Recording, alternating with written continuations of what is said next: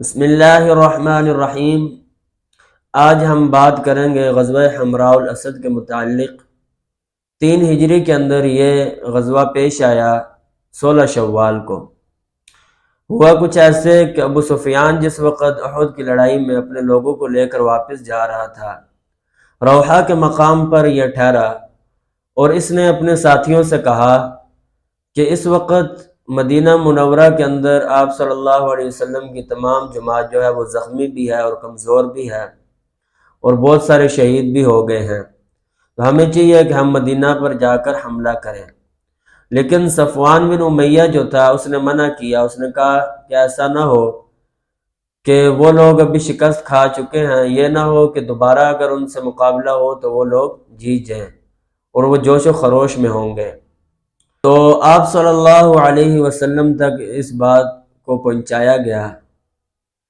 تو آپ صلی اللہ علیہ وسلم نے 16 شوال کی صبح حضرت بلال رضی اللہ تعالی عنہ کو فرمایا، بلال جاؤ سب لوگوں کو، مدینہ منورہ والوں کو اٹھاؤ اور اس طرح جہاد کے لیے ابھی نکلنا ہے۔ چنانچہ 16 شوال کے اندر یہ غزوہ پیش آیا۔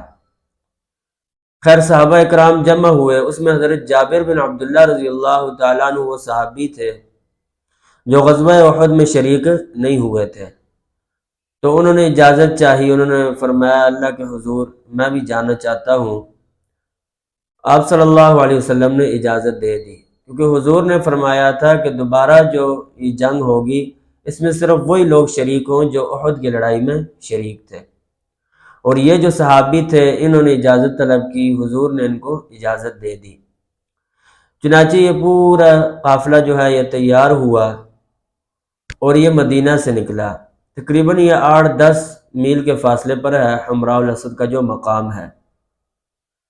تو یہ وہاں سے نکل رہا تھا، قبیلہ خزاعہ کا سردار تعزیت کے لیے پیش خدمت ہوا اور اس کا نام تھا معبد بن خزاعی۔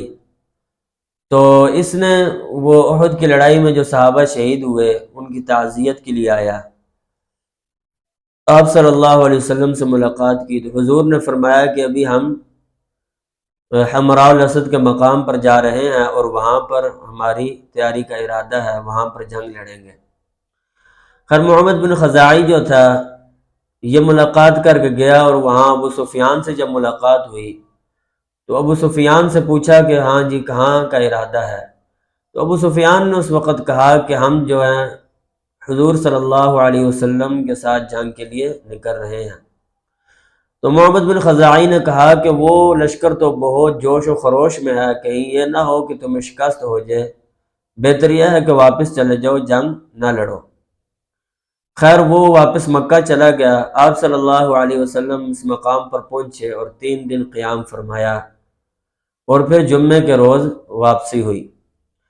اس 3 ہجری کے اندر کے کچھ چند واقعات ہیں وہ آپ کے سامنے رکھ دیتا ہوں۔ ایک تو غزوہ احد اس میں پیش آیا، وہ یہ حمراء الاسد بھی اسی میں پیش آیا، اور اس کے اندر حضرت عمر رضی اللہ تعالی عنہ کی بیٹی ام حفصہ جو تھی ان کا نکاح رسول اللہ صلی اللہ علیہ وسلم سے ہوا اسی ہجری کے اندر، 3 ہجری کے اندر، اور حضرت حسن رضی اللہ تعالی عنہ کی 15 رمضان مبارک کو پیدائش ہوئی 3 ہجری کے اندر، اور 3 ہجری کے اندر ہی حضرت فاطمہ رضی اللہ تعالی عنہ حاملہ ہوئی حضرت حسین رضی اللہ تعالی عنہ سے۔ اور اسی طریقے سے 3 ہجری کے اندر شراب کی حرمت کا حکم جو ہے وہ نازل ہوا 3 ہجری کے اندر۔